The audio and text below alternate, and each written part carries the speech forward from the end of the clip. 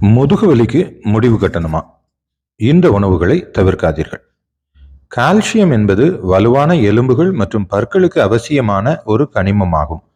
இது தசை சுருக்கங்கள், நரம்பு பரிமாற்றங்கள் மற்றும் பிற உடல் செயல்பாடுகளுக்கும் முக்கியமானது.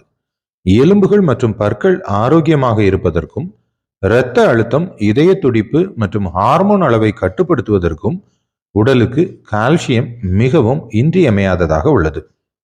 நீங்கள் முதுகு வலியை அனுபவித்தால் உதவக்கூடிய பல சிகிச்சைகள் உள்ளன. பல தசாப்தங்களாக மக்கள் முதுகு வலியை நிறுத்த வலி நிவாரணிகள் அல்லது அறுவை சிகிச்சைகளை தேர்வு செய்ய வேண்டி இருந்தது.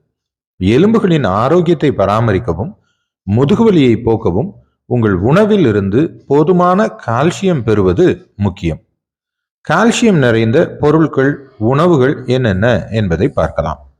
பால் பொருட்கள், அதாவது மாடு, ஆடு, செம்மறியாட்டிலிருந்து பெறப்படுபவை மற்றும் வலுவூட்டப்பட்ட தாவர அடிப்படையிலான பால்கள், பாதாம், சோயா, அரிசி, சீஸ் தயிர், கால்சியம் செறிவூட்டப்பட்ட ஆரஞ்சு, இளம் பச்சை சோயாபீன்ஸ், டோஃபு கால்சியம் சல்பேட்டுடன் தயாரிக்கப்படுகிறது.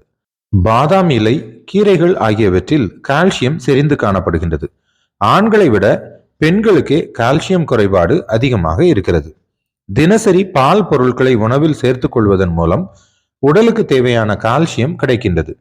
இதன் மூலம் எலும்புகள் வலுவடைவதனால் முதுகு வலிக்கு நிவாரணம் கொடுக்கப்படுகிறது. பால் பொருட்கள் எடுத்துக்கொள்ள விரும்பாதவர்கள் கால்சியம் நிறைந்த சோயா அல்லது சோயா பாலை உணவில் சேர்த்துக் கொள்ளலாம். மேலும் முதுகு மற்றும் மூட்டுகளில் வலி வந்தால் பச்சை காய்கறிகளை தினசரி எடுத்துக்கொள்ள வேண்டியது அவசியமாகும். கீரை மற்றும் பச்சை காய்கறிகளை உணவில் சேர்த்துக் கொள்ளுங்கள்.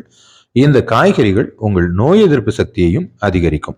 இதனுடன் எலும்புகள் மற்றும் தசைகள் பலம் பெற்று இதன் மூலம் முதுகு வலிக்கு சிறந்த நிவாரணம் கிடைக்கின்றது. நெத்திலி மீன்களில் கால்சியம் சத்து நிறைந்து காணப்படுவதால் இதனை அதிக அளவில் உணவில் எடுத்துக்கொள்வதன் மூலம் எலும்புகள் உறுதியாக்கப்பட்டு முதுகு வலி படிப்படியாக குறைய ஆரம்பிக்கும். வாழ்க உடல் நலத்துடன்.